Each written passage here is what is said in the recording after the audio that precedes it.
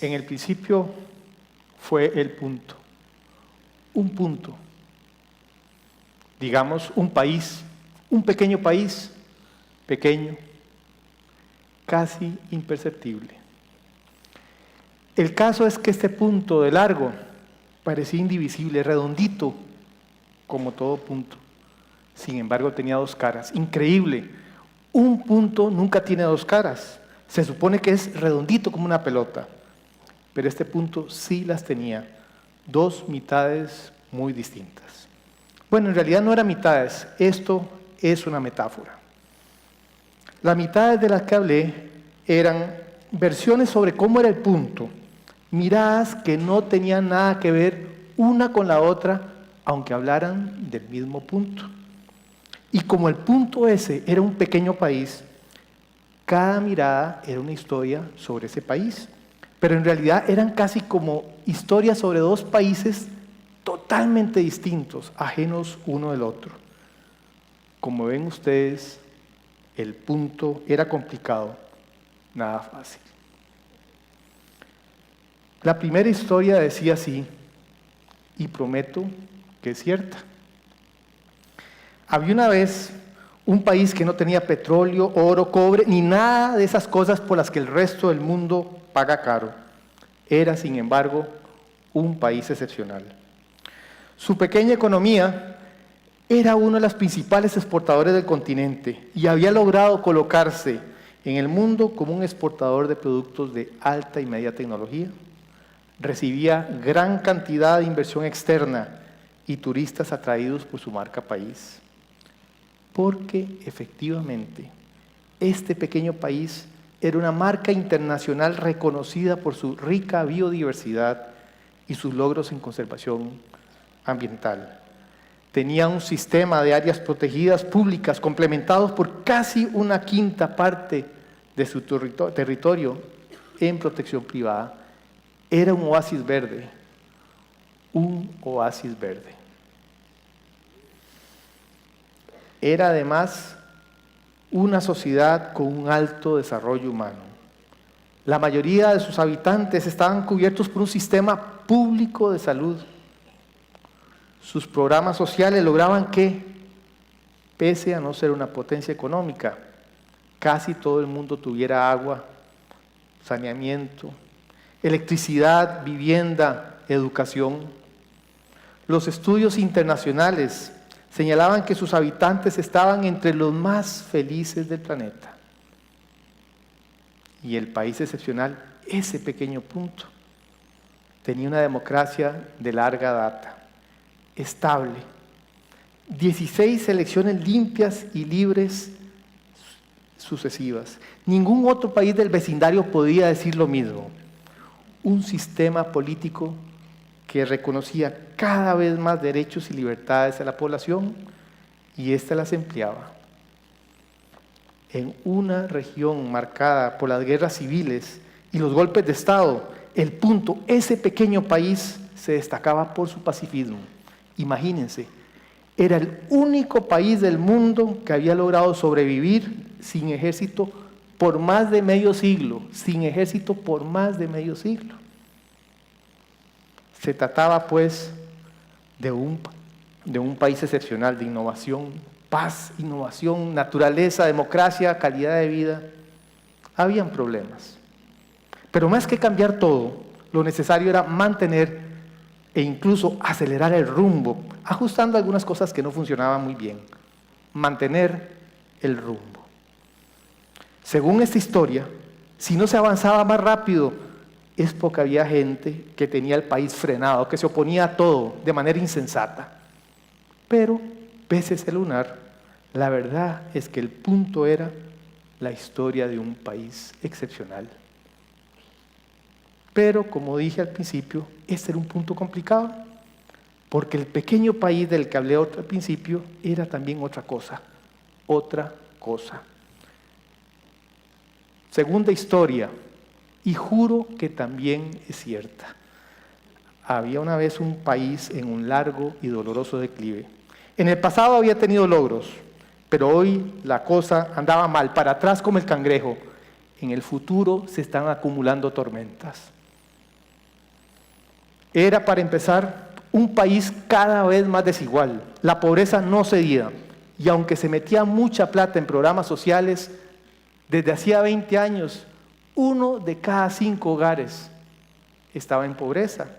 La burocracia, el clientelismo, la politiquería, la corrupción y los malos nombramientos impedía que la plata llegara a quienes lo necesitaban. La economía estaba partida entre un sector moderno y dinámico, pero que empleaba una minoría de la población, la más calificada, y las grandes mayorías que estaban empleados en sectores de baja productividad de ingresos. Estaban tostados. Y esas mayorías lo que hacían era ver a esos poquitos que le iba muy bien y progresar mucho. Y más aún, los principales beneficiarios del comercio internacional de ese país eran unas pocas transnacionales.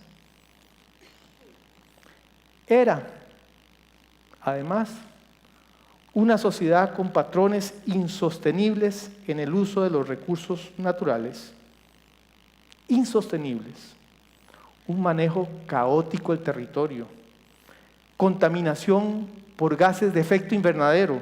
Fuentes de energía cada vez más dependientes de combustibles sucios, fósiles.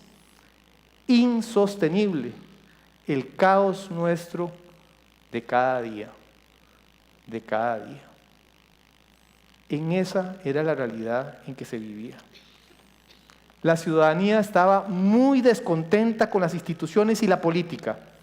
La gente estaba decepcionada, desilusionada, y el apoyo a la democracia estaba cayendo con rapidez. Las protestas sociales se habían disparado.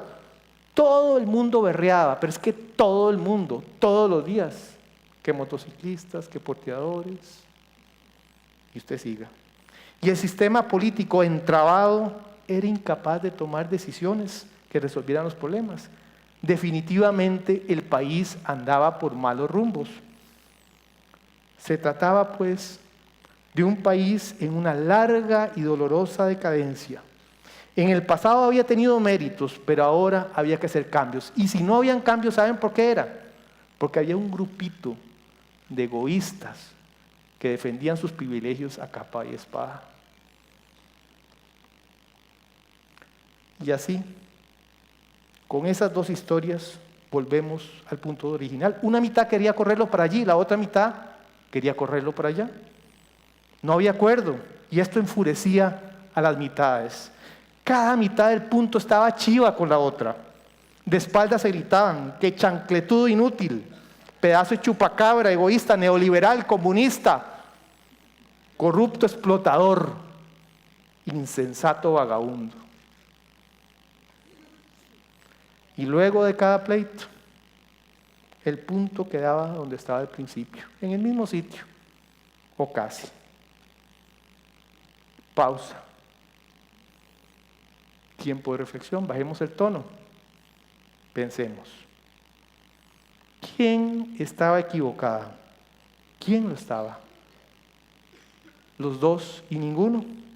Nadie mentía, nadie, pero ninguno tenía toda la verdad. Y es que la historia de las dos mitades del punto era la historia de una paradoja, porque el país de la excepcionalidad y el del declive, el del futuro y el del pasado, eran una y la misma cosa, el mismo punto, el mismo. Y es que la verdadera historia era la siguiente. Había una vez una sociedad que caminaba en dos direcciones distintas, digamos que una pierna para un lado y la otra para el otro. Y esta situación la sometía a tensiones cada vez más fuertes, más profundas, como un globo que se hincha y parece que va a explotar. Y esta es la historia, un punto, dos direcciones. Entonces, ¿por qué no tratar que una mitad, la más razonable o la más poderosa, se imponga sobre la otra? Por las buenas, ojalá, y si no por las malas, qué caray. Porque después de todo, en una disputa es casi natural que un bando arrincone al otro, tome el timón y decida de una buena vez. Es lo natural. El problema, el gran problema, es que un punto es un punto, redondito, no es una parte. Y querer resolver los problemas sin una mitad o contra la otra mitad En la verdad es que es una historia muy conocida. Es más, es el libreto más conocido de la historia. Y ya sabemos cómo termina, en autoritarismo, dolor y sangre. El reto es el siguiente, es cómo reconstruir el punto del que forman dos mitades que no quieren estar juntos. Es más, que no pueden verse ni en pintura. ¿Cómo hacerlo si ninguna parte quiere ceder? Si desconfía tanto de la otra mitad. Desconfianza. Palabra mágica. Se van a sorprender. No es una mala palabra. Postulo que la desconfianza mutua es una indispensable condición para tener un buen arreglo. A los confiados se los almuerza cualquiera. La desconfianza es lo que nos mantiene alertas y vivos hasta el día siguiente. La desconfianza no es mala, puede ser una fuerza creativa, pero para que sea una fuerza creativa, la desconfianza tiene que mezclarse con otros ingredientes, como en la vida. El primero es una dosis de realismo suficiente para comprender que el rumbo futuro depende no solo de nosotros, sino también de los del otro lado. Y que aunque me disgusten profundamente, no puedo borrarlos, extirparlos sin un baño de sangre. Cabezas realistas, no cabezas calientes. Hoy en día qué fácil es ser un cabeza caliente. Pero también, y aquí viene un punto clave, se requiere una dosis de imaginación para resolver un dilema. Y vean qué clase de dilema. ¿Cómo llegar a un acuerdo razonable con el diablo? Con ese diablo. ¿Cómo hacerlo? ¿Cómo se pacta con el diablo? Y yo creo que hay una vieja fórmula. Dando y dando. ¿Qué me das que yo quiero? Y a cambio, ¿qué te doy que vos querrás? ¿Quiere algo? Deme algo. Y como salvaguarda lo siguiente, si usted me perrea, si usted me ratea, es que me llevo de vuelta mis cosas y los dos nos vamos al carajo. Al carajo. Desconfianza, realismo, imaginación, un cóctel potente, indispensable. Y así, contra todo lo que se dice sobre confianza, que hay que ser chumi y bien común, yo digo que no. Las desconfiadas mitades llegarían a acuerdos razonables no por altruismo o por buenas intenciones o porque se van a echar la parla uno a otro, sino por malas intenciones. Primero, para sacar el máximo provecho posible de una situación que saben que está empeorando para ellos. Y segundo, para evitar el mal mayor. Que la ausencia de acuerdos los tenga tragando cada vez más carbón y sin capacidad de mover el punto hacia ninguna parte. Pero algo falta en este cóctel. Algo falta. Entre diablos, la claridad del día es indispensable, saber dónde están esas manitas inquietas. Es mejor ahuyentar las sombras. Los acuerdos entre diablos son mejor con transparencia. ¿Y qué negociar? ¿Qué negociar con el diablo? Los diablos saben que pocas cosas, pero sustantivas. Temas hay: energía, impuestos, caja del seguro, empleo, salarios públicos. Unos temas son muy incómodos para una mitad y otros temas son muy incómodos para la otra mitad. Ninguna lista de Navidad, por cierto. En ciertos temas, unos diablos obtendrían cosas que codician, pero tendrían que dar a cambio cosas que quieren. Dando y dando.